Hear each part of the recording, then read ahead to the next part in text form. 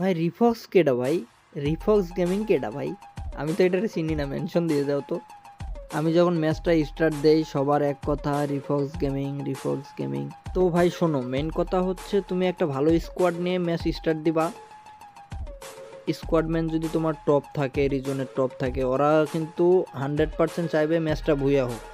দেন ওরা কিল করে 10টা 12টা 15টা কইরা কিল করে। প্রত্যেকটা এনিমির কাছে যদি ওরা হচ্ছে 2টা করে সুপার মেডি পায়, তাহলে 20 25টা 30টা 40টা 50টার মতো সুপার মেডি হয়ে যায়, ঠিক আছে। আর টোকেনের তো ভরপুর। আর আমি যেসব হচ্ছে স্কোয়াড নিয়ে ম্যাচ স্টার্ট দেয় ভাই, ওরা তো কিল তো দূরের কথা ভাই, আমি 2-3 কিল করে থাকি কিন্তু তবু ওরা কিল হচ্ছে পায় না।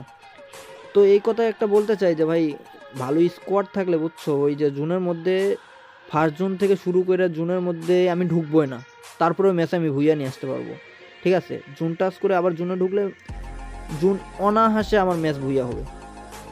তো মেন কথা ভাই, হুদাই এই যে হচ্ছে তোমরা এসব বইলো না যে রিফক্স গেমিং বাংলাদেশ টপ জুন পুষার। ভাই আমার স্কোয়াডম্যান যদি ভালো হয় বুঝছো, ম্যাচ ইজিলি ভুইয়া আসবে। আর দেখো সবাই মরে গেছে, দেন আবির ভাই আছে, আবির ভাই আমারে বলতেছে যে ম্যাচ কি এই ভুইয়া নিতে পারবে। তো এখানে সিয়াম ভাই আছে, সিয়াম ভাই আমারে বলে যে ভুইয়া নিয়ে আসতে পারবে, ভুইয়া নিয়ে আসতে পারবে। তো আবির ভাই বলতেছে পারবে না।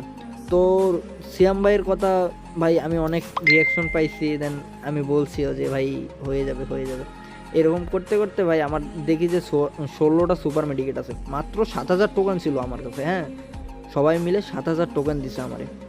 তো ভাই হুদাই অন্যের পা চাইতে লাভ নেই, নিজে কোনো কিছু করতে শেখাও, ঠিক আছে। এই যে বলতেছো যে রিফাইল গেমিং বাংলাদেশের বেস্ট জুন পুষার, ভাই অন্যেরটা দেখে লাভ আর নাই, নিজেরটা যতদিনে করতে পারবা সব